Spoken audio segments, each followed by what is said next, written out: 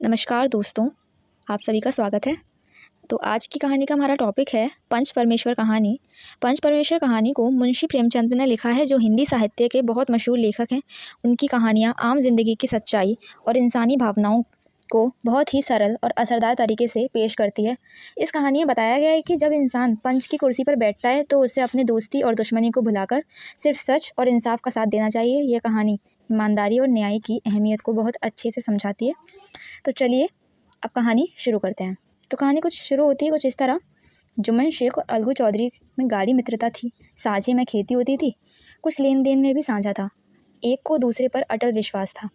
जुम्मन जब हज करने गए थे तब अपना घर अलगू को सौंप कर गए थे, और अलगू जब कभी भी बाहर जाते तो जुम्मन पर अपना घर छोड़ देते थे। उनमें ना खान पान का व्यवहार था, ना धर्म का नाता, केवल विचार मिलते थे। मित्रता का मूल मंत्र भी यही है। इस मित्रता का जन्म उसी समय हुआ जब दोनों मित्र बालक ही थे और जुम्मन के पूज्य पिता जुमराती उन्हें शिक्षा प्रदान करते थे। अलगू ने गुरुजी की बहुत सेवा की थी, खूब रकाबियाँ मांझी, खूब प्याले धोए। उनका हुक्का एक क्षण के लिए भी विश्राम न लेने पाता था, क्योंकि प्रत्येक चिलम अलगू को आधे घंटे तक किताबों से अलग कर देती थी। अलगू के पिता पुराने विचारों के मनुष्य थे। उन्हें शिक्षा की अपेक्षा गुरु की सेवा शुश्रूषा पर अधिक विश्वास था। वे कहते थे कि विद्या पढ़ने से नहीं आती, जो कुछ होता है गुरु के आशीर्वाद से। बस गुरु जी की कृपा दृष्टि चाहिए। अतएव यदि अलगू पर जुमराती शेख के आशीर्वाद अथवा सत्संग का कुछ फल ना हुआ तो यह मानकर संतोष कर लेगा कि विद्यापार्जन में उसने यथाशक्ति कोई बात उठा नहीं रखी। विद्या उसके भाग्य में न थी तो कैसे आती। मगर जुमराती शेख स्वयं आशीर्वाद के कायल न थे। उन्होंने अपने सोटे पर अधिक भरोसा था, और उसी सोटे के प्रताप से आज आसपास के गांव में जुम्मन की पूजा होती थी। उनके लिखे हुए रहनामे और बेनामे पर कचहरी का मुहर्रिर भी कलम न उठा सकता था। हल्के का डाकिया, कांस्टेबल और तहसील का चपरासी सब उनकी कृपा की आकांक्षा रखते थे। अतएव अलगू का मान उनके धन के कारण था, तो जुम्मन शेख अपनी अनमोल विद्या से ही सबके आदर पात्र बने थे। जुम्मन शेख की एक बूढ़ी खाला मौसी थी। उनके पास कुछ थोड़ी सी मिल्कियत थी, परंतु उसके निकट संबंधियों में कोई न था। जुम्मन ने लंबे चौड़े वादे करके वह मिल्कियत अपने नाम लिखवा ली थी। जब तक दान पात्र में रजिस्ट्री ना हुई थी तब तक खालाजान का खूब आदर सत्कार किया गया।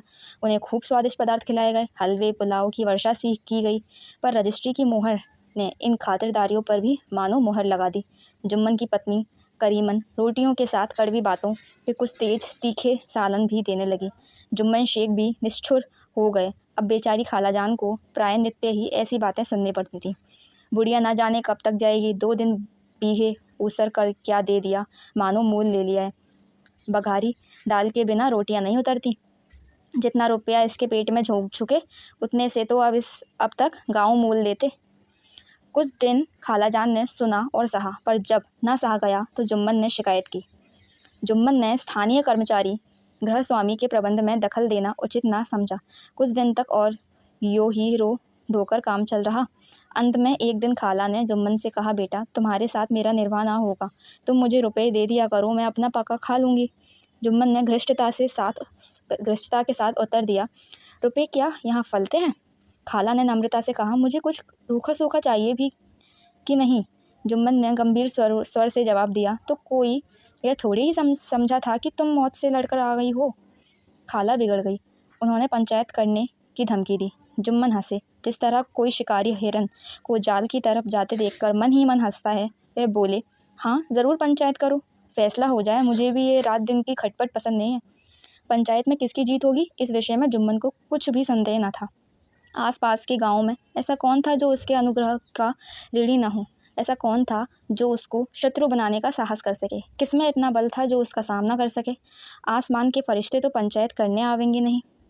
इसके बाद कई दिन तक बूढ़ी खाला हाथ में एक लकड़ी लिए आसपास के गाँव में दौड़ती रही। कमर झुककर कमान हो गई थी। एक एक पग चलना दूर था, मगर बात आ पड़ी थी, उसका निर्णय करना ज़रूरी था। बिरला ही कोई भला आदमी होगा जिसके सामने बुढ़िया ने दुख के आंसू न बहाए हों। किसी ने तो यो ही ऊपरी मन से हूँ हाँ करके टाल दिया, और किसी ने इस अन्याय पर ज़माने को गालियाँ दी। कहा, कब्र में पाँव लटके हुए हैं, आज मेरे कल दूसरा दिन। पर हवस नहीं मानती। अब तुम्हें क्या चाहिए, रोटी खाओ और अल्लाह का नाम लो। तुम अब खेती बाड़ी से क्या काम है। कुछ ऐसे सज्जन भी थे जिन्हें हास्य रस के रसास्वादन का अच्छा अवसर मिला।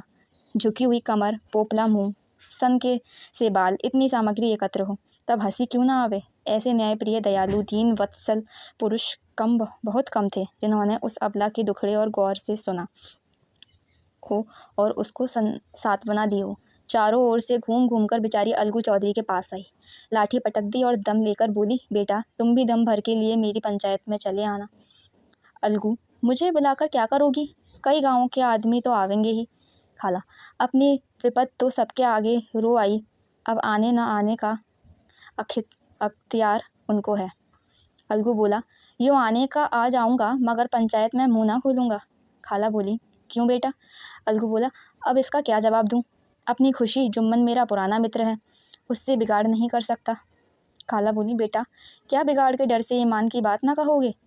हमारे सोए हुए धर्म ज्ञान की सारी संपत्ति लुट जाए तो उसे खबर नहीं होती, परंतु ललकार सुनकर वह सोच सचेत हो जाता है, फिर उसे कोई जीत नहीं सकता। अलगू इस सवाल का कोई उत्तर न दे सका, पर उसके हृदय में ये शब्द गूंज रहे थे, क्या बिगाड़ के डर से ईमान की बात ना कहोगे? संध्या समय एक पेड़ के नीचे पंचायत बैठी। शेख जुम्मन ने पहले से ही फर्श बिछा रखा था। उन्होंने पान, इलायची, हुक्के, तंबाकू आदि का प्रबंध भी किया था। हाँ, वह स्वयं अलमबत्ता अलगू चौधरी के साथ ज़रा दूर पर बैठे हुए थे। जब पंचायत में कोई आ जाता था तब दबे हुए सलाम से उसका स्वागत करते थे। जब सूर्यास्त हो गया और चिड़ियों की कलरवयुक्त पंचायत पेड़ों पर बैठी, तब यहाँ भी पंचायत शुरू हुई। फर्श की एक एक अंगुल ज़मीन पर भर गई, पर अधिकांश दर्शक ही थे। निमंत्रित महाशयों में से केवल वे ही लोग पधारे थे जिन्हें जुम्मन से अपनी कुछ कसर निकालनी थी।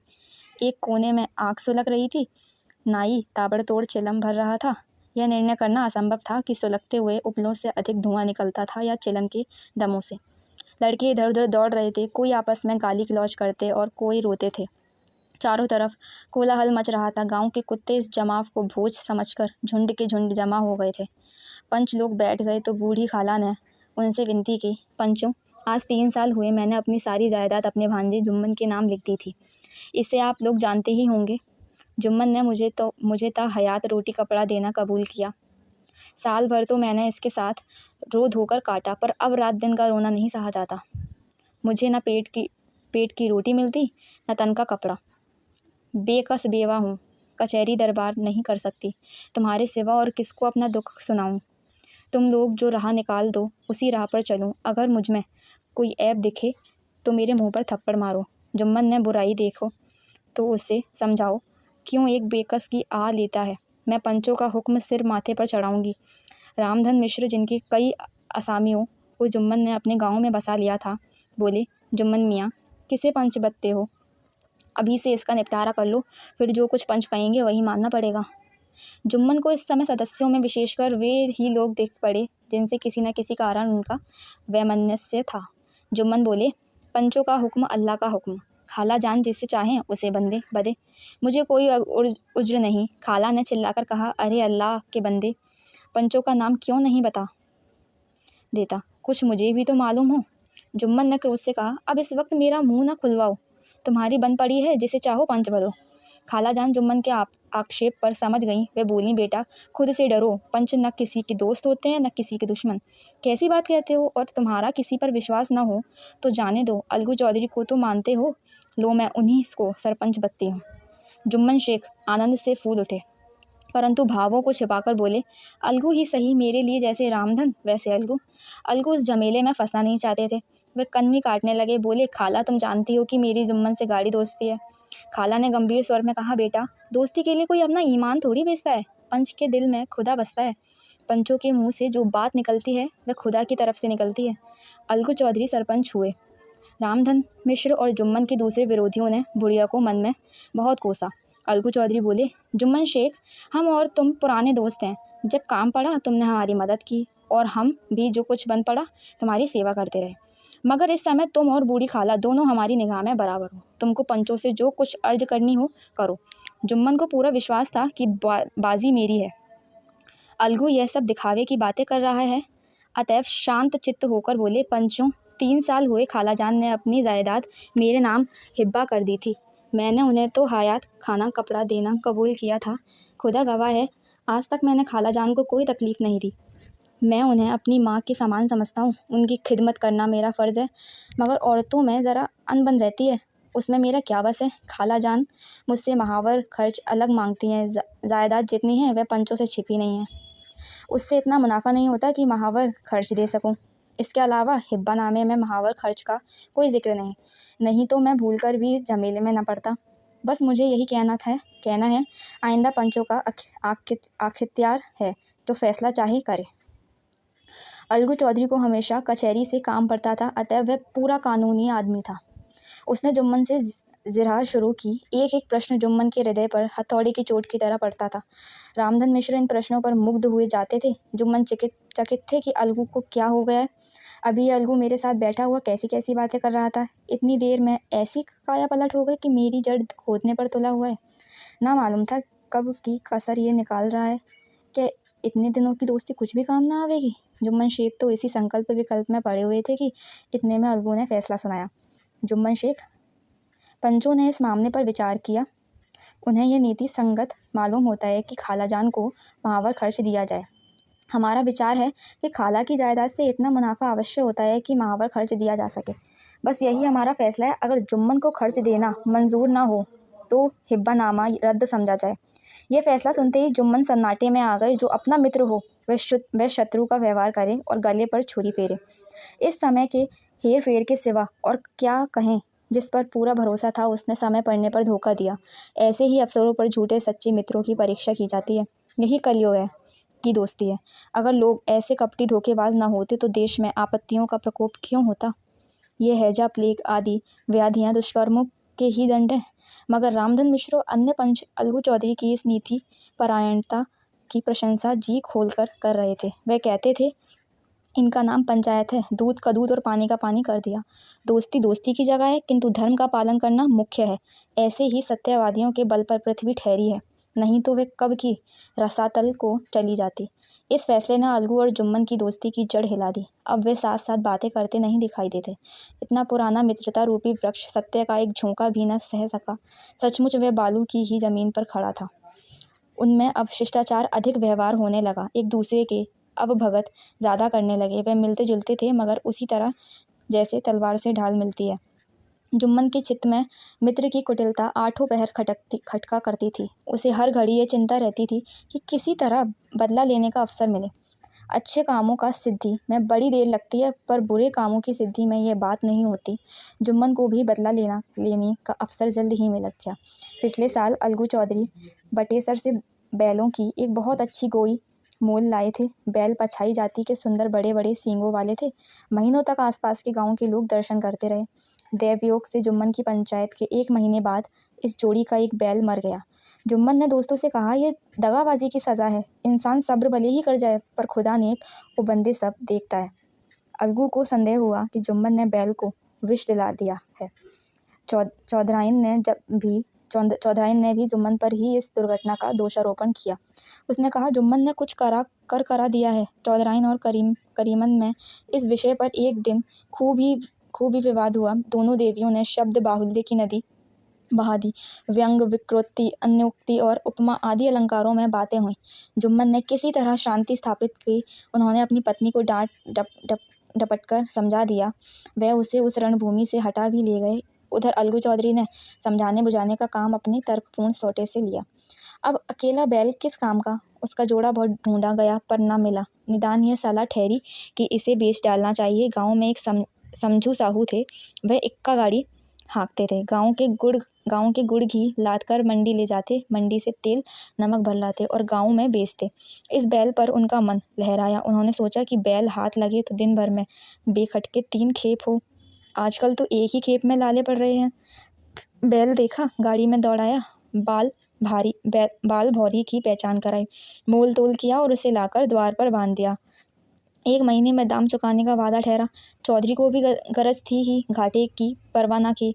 समझू साहू ने नया बैल पाया तो लगे उसे रगेतने। वह दिन में 3-3 4-4 खेपे करने लगे। न चारे की फिक्र थी न पानी की, बस खेपों से काम था। मंडी ले गए, वहाँ कुछ सूखा भूसा सामने डाल दिया। बेचारा जानवर अभी दम भी न लेने पाया था कि फिर जोत दिया। अलगू चौधरी के घर था। तो चैन की बंशी बजती थी। बैलराम छठे छमाहे कभी बहेली में जाते जाते थे, खूब उछलते कूदते और कोसे तक दौड़ते चले जाते थे।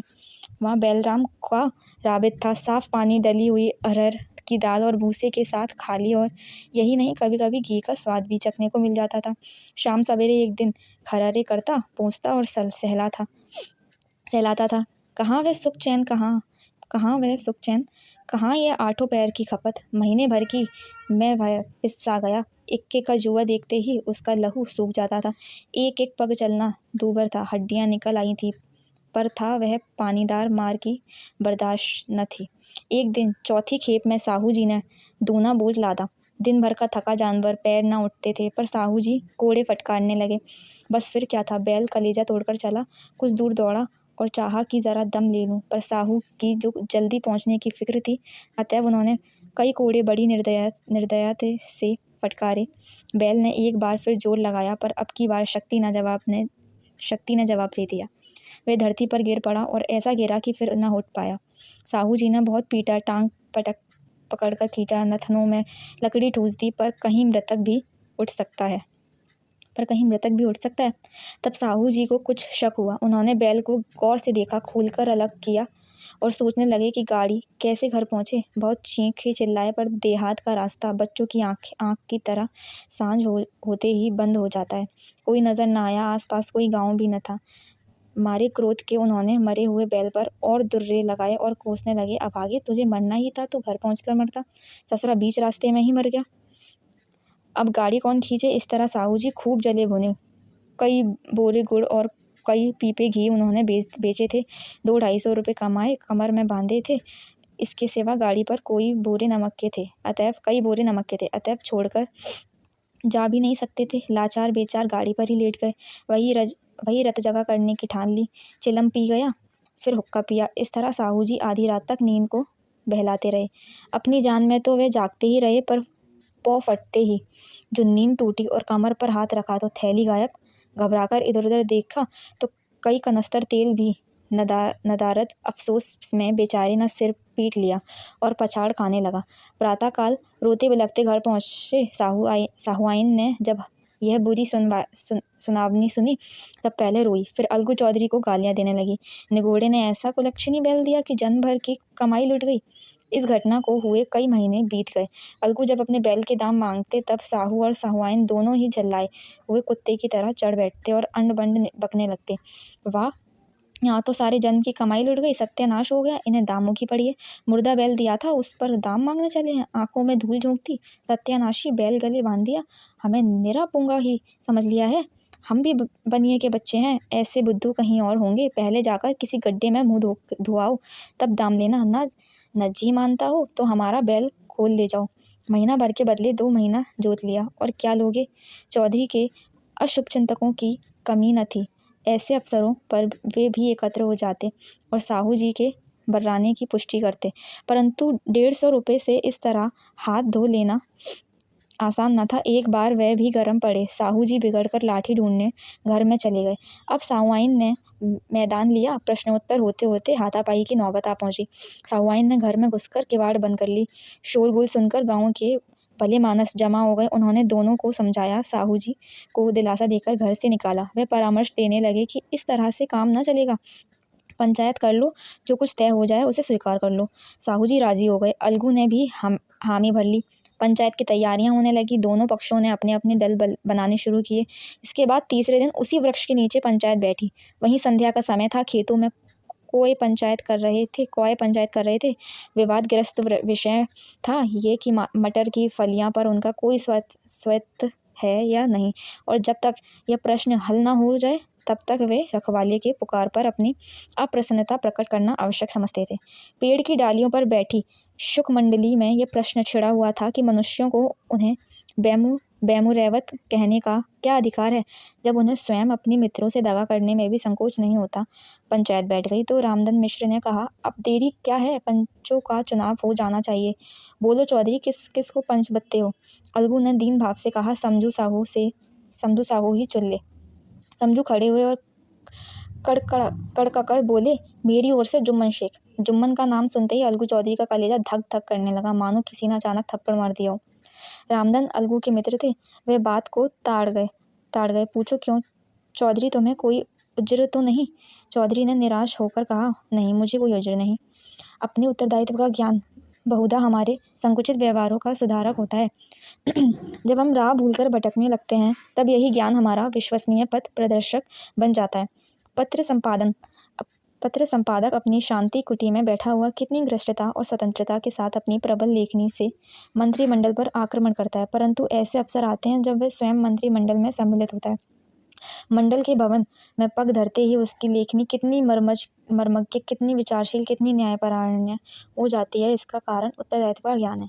नवयुवक युवावस्था में कितना उद्दंड रहता है, माता पिता उसकी ओर से कितने चिंतित रहते हैं, वे उसे कुल कलंक समझते हैं, परंतु थोड़े ही समय में परिवार का बोझ सिर पर पड़ते ही वह अव्यवस्थित चित्त उन्मुक्त युवक कितना धैर्यशील, कितना शांतचित्त हो जाता है। यह भी उत्तरदायित्व के ज्ञान का फल है। जुम्मन शेख के मन में भी सरपंच का उच्च स्थान ग्रहण करते ही अपनी जिम्मेदारी का भाव पैदा हुआ। उसने सोचा, मैं इस वक्त न्याय और धर्म के सर्वोच्च आसन पर बैठा हूँ। मेरे मुँह से इस समय जो कुछ निकलेगा वह देववाणी के सहर्ष और देववाणी में मेरे मनोविकारों का कदापि समावेश न होना चाहिए। मुझे सत्य और जौ भर भी टलना उचित नहीं। पंचों ने दोनों पक्षों से सवाल जवाब करने शुरू किए। बहुत देर तक दोनों दल अपने अपने पक्ष का समर्थन करते रहे। इस विषय में तो सब सहमत थे कि समझू को बैल का मूल्य देना चाहिए, परंतु महाशय इस कारण रियासत करना चाहते थे कि बैल के मर जाने से समझू को हानि हुई। इसके प्रतिकूल 2 सभ्य मूल्य के अतिरिक्त समझू को दंड भी देना चाहिए था, जिससे फिर किसी को पशुओं के साथ ऐसी निर्दयता करने का साहस न हो। अंत में जुम्मन ने फैसला सुनाया, अलगू चौधरी और समझू साहू, पंचों ने तुम्हारे मामलों पर अच्छी तरह विचार किया। समझू को उचित है कि बैल का पूरा दाम दें। जिस वक्त उन्होंने बैल लिया उसे कोई बीमारी न थी। अगर उसी समय दाम दे दिए जाते तो आज समझू उसे फिर लेने का आग्रह न करते। बैल की मृत्यु केवल इस कारण हुई कि उससे बड़ा कठिन परिश्रम लिया गया, उसके दाने चारे का कोई अच्छा प्रबंध नहीं किया गया। रामधन मिश्र बोले, समझू ने बैल को जानबूझकर मारा, अतएव उससे दंड लेना चाहा। जुम्मन बोले, ये दूसरा सवाल है, हमको इससे कोई मतलब नहीं। झगड़ू साहू ने कहा, समझू के साथ कुछ रियासत होनी चाहिए। जुम्मन बोली, ये अलगू चौधरी की इच्छा पर निर्भर है। ये रियायत करे तो उनकी भलमनसी। अलगू चौधरी फूले न समाये, उठ खड़े हुए और जोर से बोले, पंच परमेश्वर की जय। इसके साथ ही चारों ओर से प्रतिनिधित्व हुई, पंच परमेश्वर की जय। प्रत्येक मनुष्य जुम्मन की नीति को सराहता था। इसे कहते हैं न्याय। यह मनुष्य का काम नहीं, पंच परमेश्वर वास करते हैं। यह उन्हीं की महिमा है कि पंच के सामने खोटे को कौन खरा कह सकता है। थोड़ी ही देर बाद जुम्मन अलगू के पास आए और उन्हें गले लिपट कर बोले, भैया, जब से तुमने मेरी पंचायत की तब से मैं तुम्हारा प्राण घातक शत्रु बन गया था, पर आज मुझे ज्ञात हुआ कि पंच के पद पर बैठकर ना कोई किसी का दोस्त होता है, ना दुश्मन। न्याय के सिवा उसे और कुछ नहीं सूझता। आज मुझे विश्वास हो गया कि पंच की जबान से खुदा बोलता है।